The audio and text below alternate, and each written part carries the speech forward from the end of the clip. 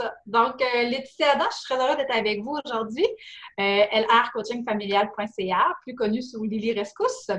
Donc, je suis coach familiale, conférencière, formatrice et hypnologue. Et aujourd'hui, je suis avec ma belle amie Laurie. Comment vas-tu, Laurie? Ça va très bien, et toi? Oui, numéro un, on s'adapte là. On va être vraiment exceptionnel à la fin du confinement. Extraordinaire. Donc, je tiens à te présenter aussi Laurie Boisvert, coach familial. Je suis bachelière en psychoéducation. Je suis fondatrice de coaching familial La Lanterne. Donc, vous pouvez aller me suivre également sur ma page Facebook Coaching familial La Lanterne ou vous avez un lien aussi vers mon site internet www.lalanterne-coaching.com. Donc, aujourd'hui, on poursuit ce qu'on a commencé la semaine passée, Laetitia. Oui, tout à fait, sur nos fameuses activités. Quoi faire avec nos enfants en cette période? Puis pas juste en cette période, en fait, c'est pas mal un petit peu tout le temps, les activités qu'on peut faire dans notre quotidien. Toi, c'est plus à l'extérieur, hein, je pense? Puis Oui. moi, ben, j'en ai un petit peu plus à l'intérieur, puis aller utiliser vraiment les stratégies cognitives aussi avec nos cocos. Donc, tu veux débuter ou je débute? Vas-y, fort. On commence! Ben, ce matin, je faisais justement un live, désolée, ça pique. Je faisais justement un live pour la gang de Calido. Je vais l'avoir, je vais le maîtriser, ce nom-là. C'est pas évident à dire. Puis ce matin, on parlait de conserver nos acquis au niveau scolaire, mais en lien avec ça, il y a plein de beaux petits jeux qu'on peut faire avec nos enfants. On peut autant les fabriquer qu'il y en a déjà qui se vendent sur le marché. Donc, je pense entre autres à Fou des verbes, qui peut être super le fun avec nos cocos. Donc, c'est vraiment comme une petite histoire. On pêche des cartes, puis on peut avoir des personnages. Je ne sais pas si on voit là. Puis, par la suite, on va avoir, dans le fond, il faut donner le verbe de ce qu'on voit, en fait, sur l'image. Donc, exemple, ils écrivent une lettre. Le géant fait dodo.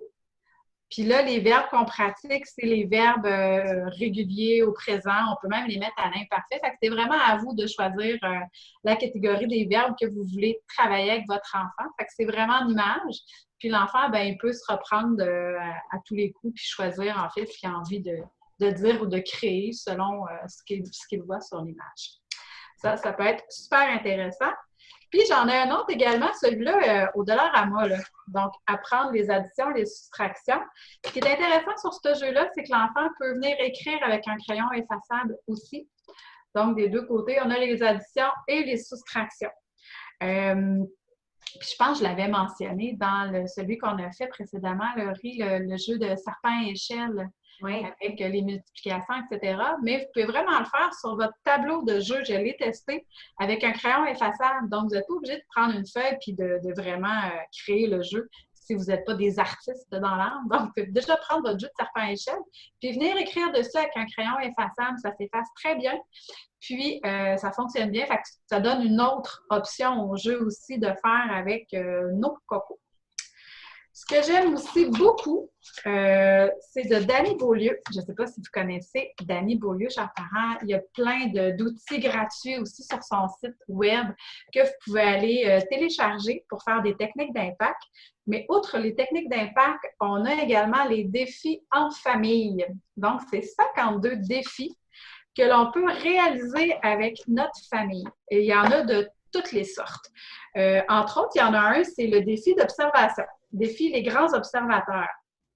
Donc, par exemple, moi, je le fais régulièrement en conférence avec mes parents pour leur montrer à quel point c'est important l'observation, puis que parfois, c'est d'aller voir une petite subtilité dans le comportement puis qui est plus difficile à les détecter. Donc, ce que je leur demande de faire, c'est se mettre deux par deux, puis il y en a un qui change une petite chose sur soi, aussi minime soit-elle, que ce soit de changer une bout d'oreille, d'enlever une, détacher ses cheveux, détacher une ceinture, un bouton, peu importe. Et l'autre personne, pendant qu'elle a les yeux fermés, elle attend le go. Et lorsque la personne lui dit « je suis prête », ben, elle ouvre les yeux puis elle doit deviner qu'est-ce que la personne a changé sur elle. Mais ça, avec nos cocos, ça peut être vraiment super intéressant. Puis en plus, ça nous permet à nous, parents, d'aiguiser notre sens de l'observation. Puis parfois, il y a des petites choses qui peuvent nous passer sous le nez qu'on n'est pas capable de détecter ou qu'une émotion ou un besoin qu'on n'aurait pas vu. Puis avec ce petit jeu-là, ben, ça peut nous permettre là, vraiment d'affûter notre sens de l'observation puis de découvrir plein de belles choses. Ouais, puis si je peux me permettre, vas-y. de jeu on appelle ça des jeux de Kim, hein, ce type de jeu-là, on peut le faire avec les plus petits aussi, de ramasser, je sais pas moi, peut-être 5, 10 objets en fonction de la capacité de ton enfant. On place ça par terre, l'enfant observe, on place une couverture par-dessus, une serviette, on peut en enlever un, puis après ça, on essaie de trouver en fait l'objet qui a disparu. Fait que ça peut être un beau jeu, là. Super intéressant. Puis, tu sais, il y a ce jeu-là, puis il y a le jeu également qu'on cache 5 à 10 objets dans la pièce. Mais là, pour les plus petits, allez-y avec 5, là. Mais il faut que les enfants les trouvent. Donc, tu sais, des fois, on en accrochait sur le mur, on en mettait sous une table, collé sous une table. Ça peut faire une belle petite chasse au trésor. Hein? Il y a Pâques qui s'en vient. Donc, moi, c'est ce que j'ai demandé à mes enfants de chacun se faire une mini chasse au trésor pour l'un et l'autre, puis moi, je leur en fais une aussi par la suite. Donc, j'ai demandé à mes enfants, mon fils est allé avec 5 mots, puis ma fille, elle, c'est 5 phrases. Donc, elle lui a décrit un peu, donc, avance de 10 pas dans le salon, c'est dans un endroit qui est plus froid, qui est chaud. Puis mon garçon, lui, c'est vraiment des mots. Donc, exemple, musique, puis là, vite comme ça, je me souviens pas les autres mots qu'il a mis, là.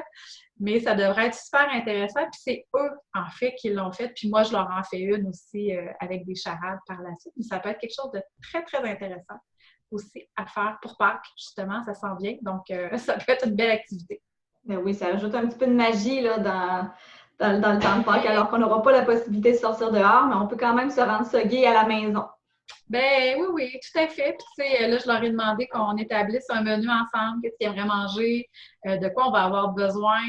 Donc, tu sais, de vraiment établir avec ce que l'on a déjà à la maison, qu'est-ce qu'on peut mettre en place, qu'est-ce qu'on peut aller cuisiner.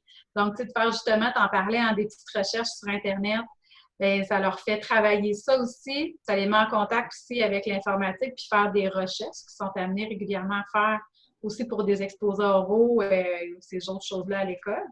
Donc, on maintient encore une fois cet acquis-là aussi, malgré qu'ils sont très, très bons sur l'informatique, ils sont meilleurs que nous. Ils sont plus rapides, en fait, pour comprendre ça que nous. Donc, ben c'est ça. Les petits défis en famille, il y en a vraiment plusieurs. Puis, ça vient autant chercher, je te dirais, tout ce qui est conciliation de famille, les frères, sœurs, les parents, avoir une bonne entente. Donc, toutes sortes de défis en lien avec diverses difficultés ou défis que l'on peut rencontrer avec notre famille, puis ça nous permet de passer un moment agréable aussi avec eux. Donc, c'est un petit jeu coup de cœur pour les familles que j'aime beaucoup. J'en prends souvent 1 à 2 cartes là, par famille quand je vois que c'est au niveau de relationnel, puis d'aller redécouvrir le goût de jouer ensemble, d'avoir du plaisir ensemble. C'est ce que je pense que cette période doit nous apporter, en fait, puis nous faire réfléchir, de recommuniquer ensemble, de retrouver ces moments-là de plaisir que peut-être on avait moins ces derniers temps avec la vie qui va vite, vite, vite. Oui, ça nous permet justement de redécouvrir notre enfant, comme tu dis, parce que l'ayant quelques heures par semaine versus ayant nos enfants 24 heures sur 24, on se rend compte qu'ils ont évolué à travers le temps, puis on n'était pas nécessairement au courant. Donc là, on a la possibilité de les regarder grandir. C'est une super belle force, en fait, qu'on peut retirer de ce coronavirus qui nous garde à la maison. Donc, pourquoi pas? Totalement. Il y a 2 autres petits jeux aussi que j'aime beaucoup. Mot rapido. Je ne sais pas si tu le connais, Laurie. Non. En fait, ça aussi, tu sais, c'est des jeux que je trouve le fun parce qu'on peut jouer à tout moment. Puis, on peut jouer aussi à l'heure des repas. Ça ne prend pas de place. On n'a pas besoin de beaucoup de matériel.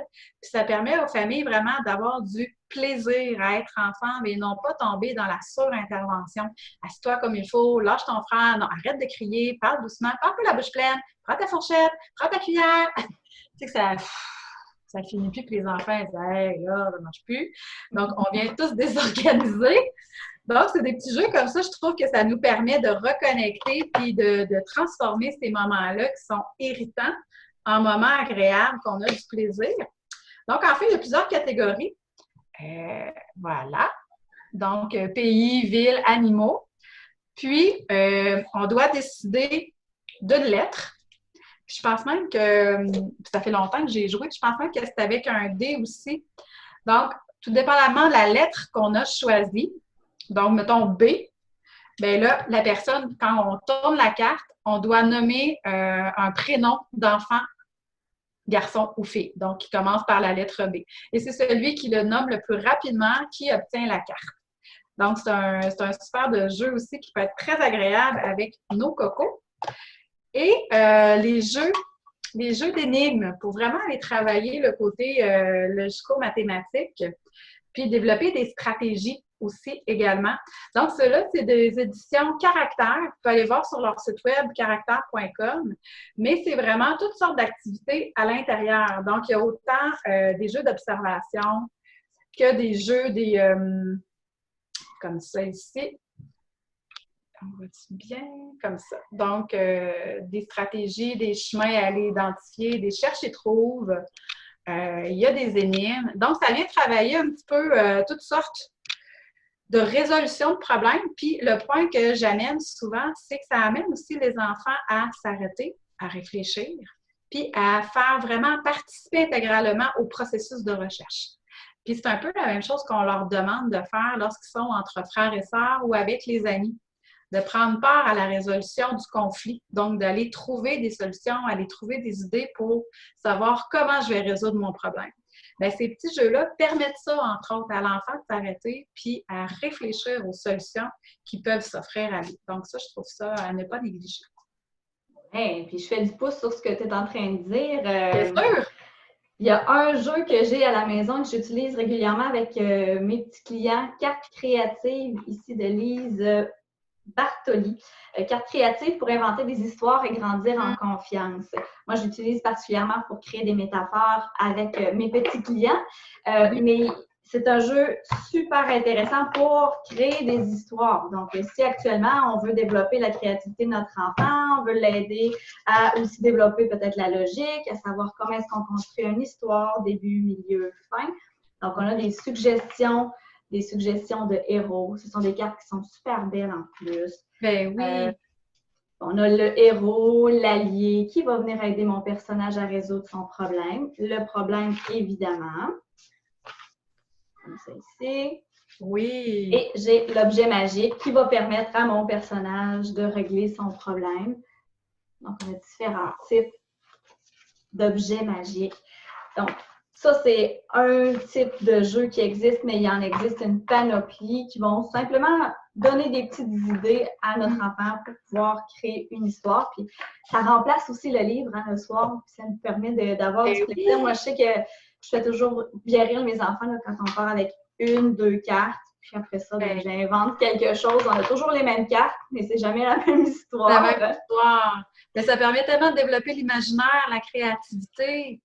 Clairement. Puis j'avais aussi ce petit jeu-là. Donc, imagine ton histoire. Les images sont peut-être un petit peu moins belles, je vous dirais. Mais quand même, ça nous permet de faire preuve de créativité. Et peu importe dans le sens où est-ce qu'on pige nos cartes, on peut se faire une vraiment drôle d'histoire. Puis maintenant, c'est les enfants vraiment qui me le demandent. Là, puis eux-mêmes qui décident de se construire des histoires ensemble. Donc, ça peut être un beau passe-temps à faire, puis tant avant le dodo que tellement. à n'importe quel moment dans la journée. Puis on peut toujours intégrer de l'académique à travers, donc ça peut être intéressant. Ben oui, puis tu sais, il y a un autre jeu qui est dans le même sens que toi, c'est Nomme-moi puis Raconte-moi, hein, qu'on n'avait pas parlé aussi, mais c'est des jeux dans le même sens, juste pour aller faire évacuer justement les émotions que nos enfants peuvent vivre dans le quotidien. Parce que même si on est en congé, ben là, ça fait quand même plusieurs semaines, on s'en va sur notre mois. Ben là, ils commencent à trouver un petit peu peut-être le temps long, peut-être qu'ils commencent à s'ennuyer de leur ami.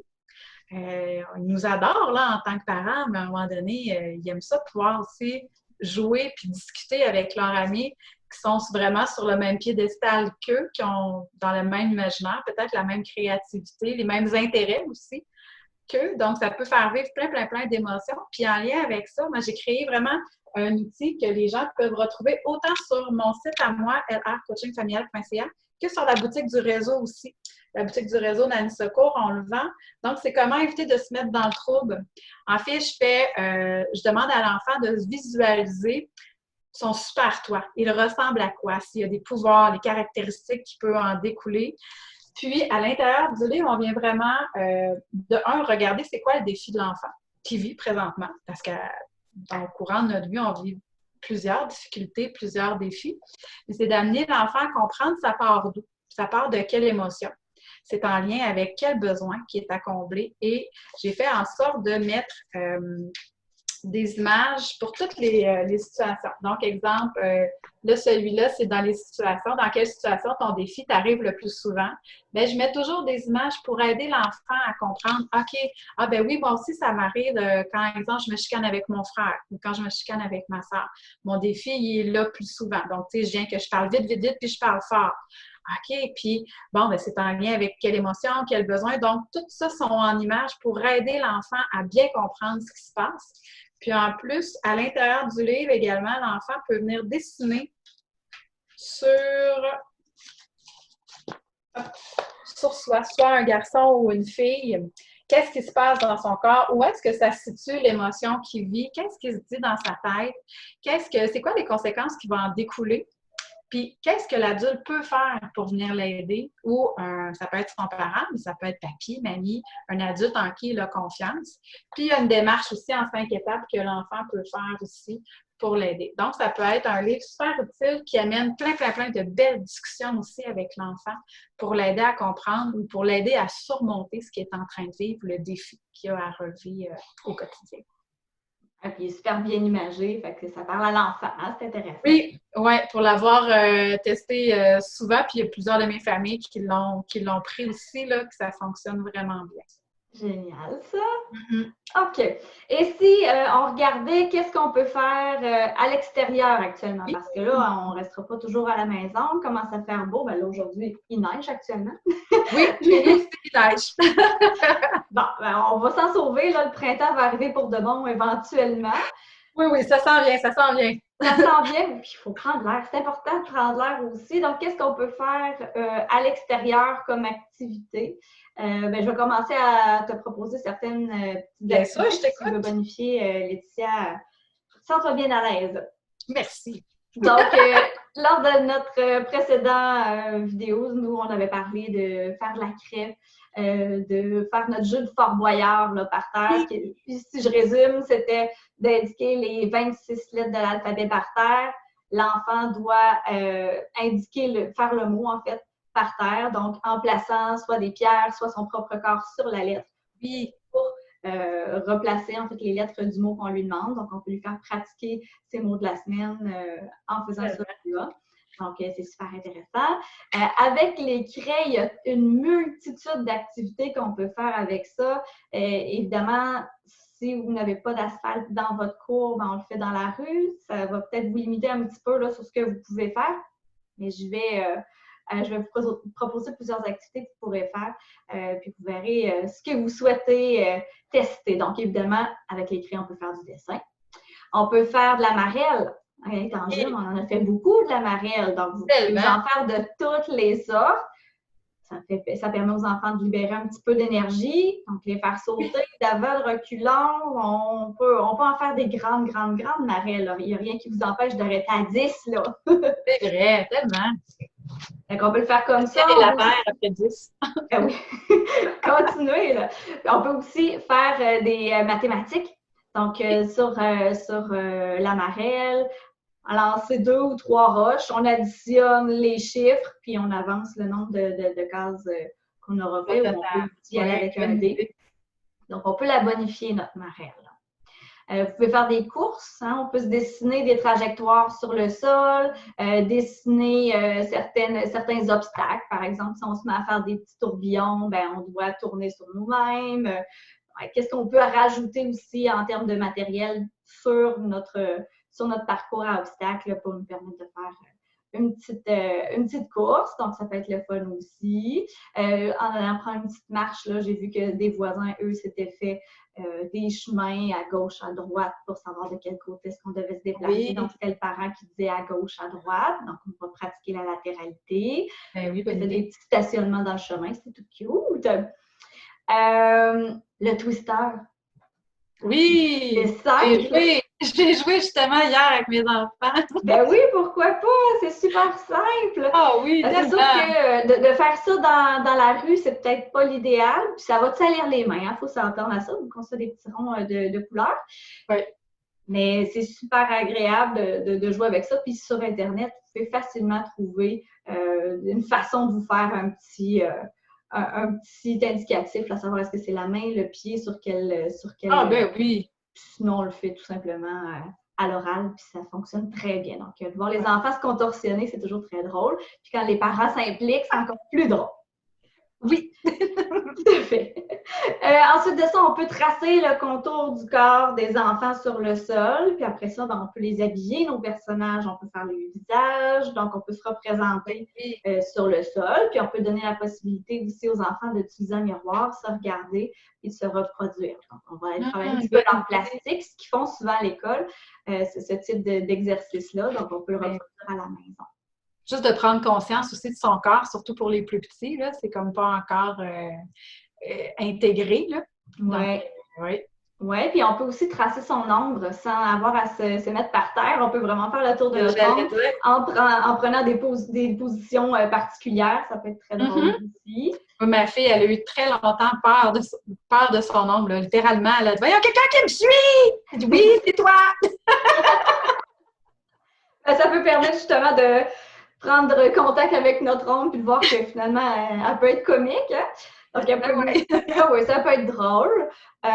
Ensuite de ça, on peut dessiner des cibles au sol, puis de lancer des trucs dedans, que ce soit une poche, une roche, un frisbee. Ressortez vos frisbees, ça peut être intéressant aussi. Puis on peut accumuler des points en fonction de où est-ce qu'on envoie. Où est-ce qu'on envoie nos choses. Donc, coordination, œil, main, on est en mesure d'envoyer les trucs au bon endroit. C'est vrai. Jeu de tic-tac-toe. On peut le faire directement par terre, puis on peut le faire physiquement. C'est-à-dire de dessiner notre jeu de tic-tac-toe par terre. Puis, on se donne un endroit de départ et à go, on se dépêche à aller s'installer au bon endroit. Puis, on va peut-être mettre, que ce soit une poche où on va dessiner nous-mêmes notre rond, notre X. Et là, on recommence. Donc, premier arrivé, premier servi. Ah, bonne idée! Ça vient pratiquer aussi tout ce qui est perdre et gagner aussi, là. Oui, parce que là, il risque d'avoir un petit peu plus de compétition, là, plus vite qu'il arrive. Puis si vous êtes en famille, vous êtes plusieurs, ben on peut y aller à relais aussi, chacun son tour. Oui, bonne idée. Ça peut être aussi un beau petit jeu. Vous pouvez toujours le faire dans la neige, là, on a encore de la neige. Donc, vous pouvez le faire dans la neige aussi, puis vous faire simplement des traces dans la neige ou avec des morceaux de bois pour pouvoir faire ce jeu. Bonne idée. Corde à sauter, c'est un classique aussi, mais on peut faire plein de choses avec la corde à sauter.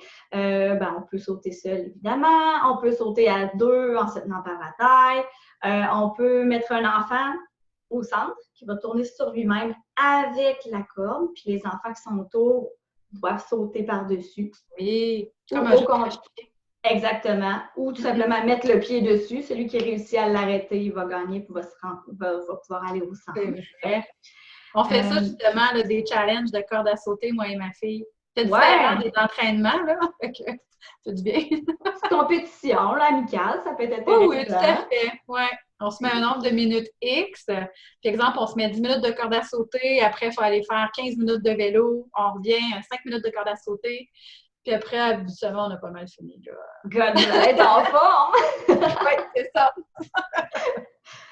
Donc, qu'est-ce qu'il y a aussi qui peut être intéressant? Le jeu du serpent. Donc, moi, je tiens un bout de la corde à sauter et je me sauve en la laissant un petit peu bouger là, par terre. Puis le but, c'est que les enfants mettent le pied dessus le plus rapidement possible. Ça peut être des heures et des heures de plaisir.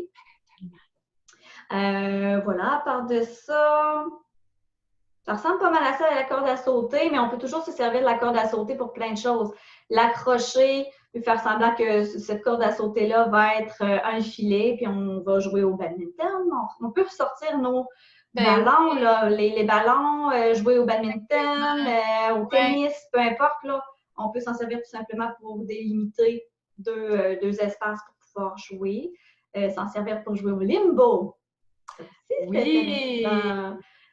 avec la musique et tout, là, il n'y a rien qui vous empêche de sortir votre musique à l'extérieur. Là. On peut s'en faire un party estival, même si c'est le printemps. Ben oui, ça fait du bien. Puis, tu sais, pour rendre un petit peu la période de Pâques qui arrive, ben, ça ajoute, là, au lieu de se sentir seul, parce qu'on est habitué régulièrement de se voir en famille, que ça soit un brunch ou un repas le soir, ben là, de rendre ça un petit peu plus agréable, justement. C'est vrai, sortir la musique, ça ajoute toujours un gros plus, je trouve. Oui, puis on a tous des cellulaires maintenant, puis on a pratiquement tous de la musique sur nos cellulaires, donc c'est facile d'accès, puis ça nous rend ça plus agréable. On peut toujours sortir nos bulles aussi, hein, l'été, le liquide à bulles, c'est pas juste pour l'été, on peut en faire le printemps, on peut en faire l'hiver aussi. Ben oui. Ressortez vos bulles, les enfants ont tellement de plaisir avec ça. Vous pouvez vous faire vos mélanges vous-même, hein? Ça prend pas grand-chose. Donc, de l'eau. la glycérine, il semblerait que ça fait des plus belles bulles aussi. Ah, ouais. Il reste plus ferme longtemps. OK, je comprends. Puis il y a un dosage aussi, hein, d'aller voir peut-être la recette sur Internet, là, parce que ça prend vraiment un dosage précis pour que ça fasse des bulles, là, pour pas juste que ça fasse ça éclate tout de suite. Là. Non, il y a possibilité d'aller chercher la recette. Vous allez sûrement trouver tout plein, là. Mais je vous dirais que l'ayant testé, moi, à grande échelle, lorsque je travaillais dans un projet communautaire, la glycérine, c'était parfait. C'était parfait. On en trouve ça en pharmacie. En pharmacie, dans les produits naturels. Ah, OK. C'est bon à savoir. Tu vois, j'aurais pas su où aller là, pour la glycérine. Oui, c'est facile d'accessibilité. Donc, puis avec une petite bouteille, vous pouvez en avoir pour de nombreuses recettes. Nombreuses fois, c'est bon. Ouais. Donc, sortez les bulles. À l'extérieur, ben, vous pouvez commencer à explorer la nature. On voit les oiseaux qui reviennent tranquillement. Vous pouvez sortir les petites cabanes, la nourriture pour les oiseaux. Regardez les bourgeons tranquillement qui vont faire leur apparition. Tout ce qui est à l'extérieur. C'est une bonne période aussi pour commencer à planter nos semences. Tu sais, les tomates, concombres, etc. On commence à l'intérieur. Puis, tu sais, qu'on puisse voir les pousses grandir. C'est une super belle expérience scientifique aussi à faire avec nos petits comme nos grands.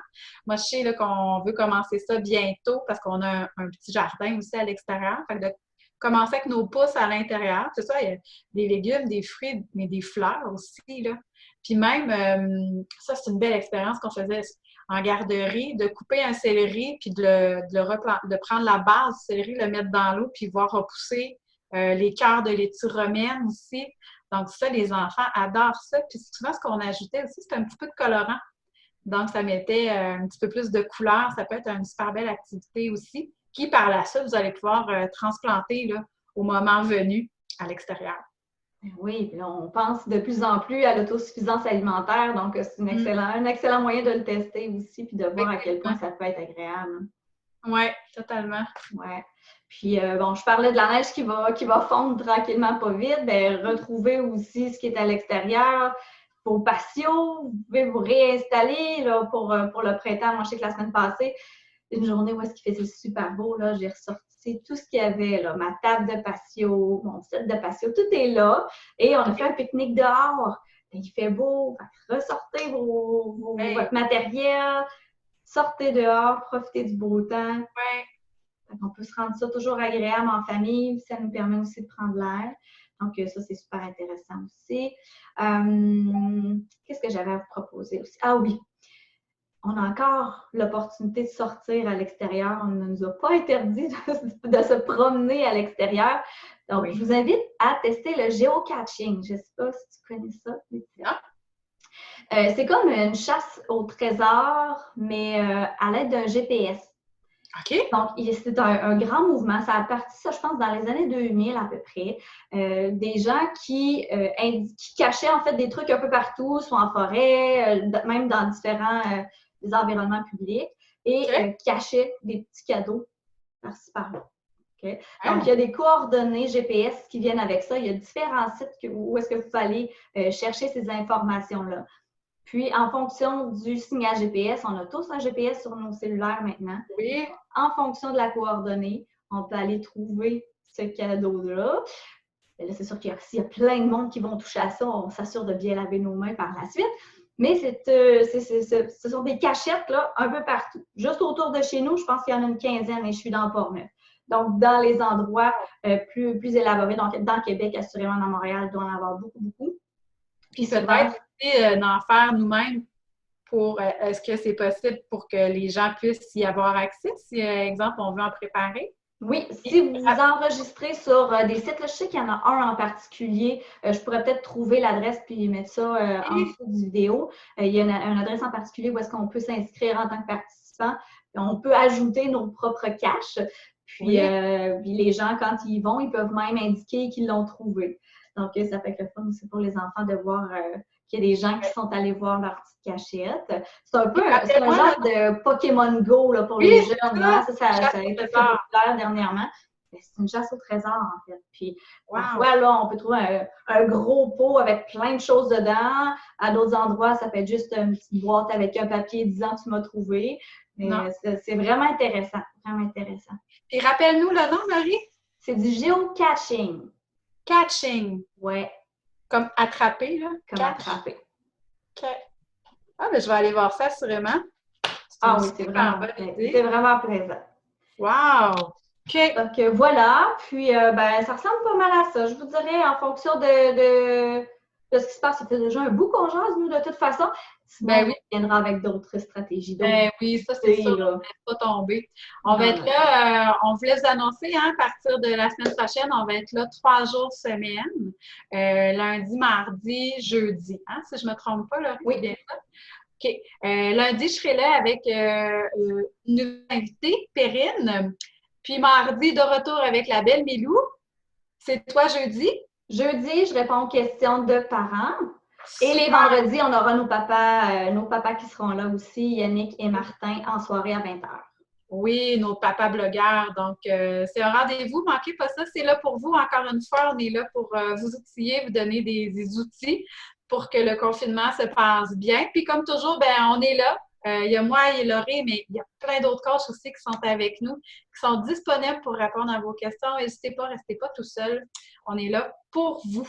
Donc, Laetitia Lilirescus à artcoachingfamilial.ca ou sur ma page du réseau également. Et puis, Laurie, pour toi? Et de mon côté, ben, je vous donne rendez-vous demain pour le dernier live de la semaine. Donc, je vais également répondre aux questions de parents qu'on a reçues cette semaine. Donc, je vous donne rendez-vous demain à 2h si la technologie nous le permet. Mais étant seule, ça devrait bien aller. D'habitude, on n'a pas de problème à être seule en live. Donc, je vous rappelle mon entreprise Coaching Familial La Lanterne. Donc, La Lanterne, coaching.com. Donc, n'hésitez pas si vous avez des besoins. Si vous avez des questions pour nous, que ce soit du point de vue des activités ou peu importe au niveau familial, inscrivez-le sous notre vidéo. Ça va nous faire plaisir de vous répondre. Tout à fait. Excellente fin de journée à tout le monde. Une excellente fin de journée à toi, Laurie. Merci à toi aussi. Donc, on se dit à bientôt. Oui, c'est sûr. Bye. Bonne journée.